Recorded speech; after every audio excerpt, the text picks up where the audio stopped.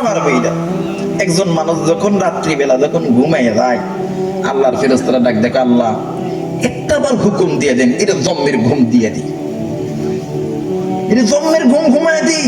ঘুমাইতেছে, একবার হুকুম দেন, আল্লাহ দে না রে, না ঘুমায়া দে। আল্লাহ কই ফেরেশতারা, বান্দা সারাদিন দুনিয়ার কাজের মধ্যে ব্যস্ত থাকিয়া ক্লান্ত হইয়া এখন একটু আরামের নিদ্রায় চলে গেছে।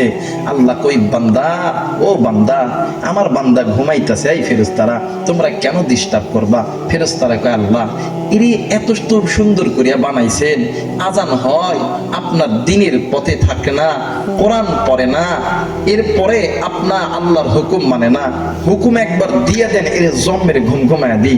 আল্লাহ কই ওই বান্দা, ওই বান্দি আমার প্রিয় বান্দা, তো আমার প্রিয় বান্দি। এই ফেরেশতারা, আমার বান্দা হয়তোবা সারাদিন দুনিয়ার কাজে থাকার কারণে আমি আল্লাহর কথা হয়তোবা স্মরণ করে নাই, হয়তোবা সকালবেলা ঘুম থেকে উঠাই আমি আল্লাহরে আল্লাহ কয়া হয়তোবা ডাক দিলেও দিতে পারে।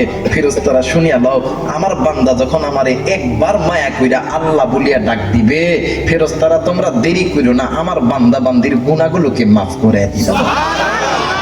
তাহলে ওই আল্লাহর কোরআন তেলাওয়াত করলে আল্লাহ শব্দ আসতে হবে না জোরে হবে?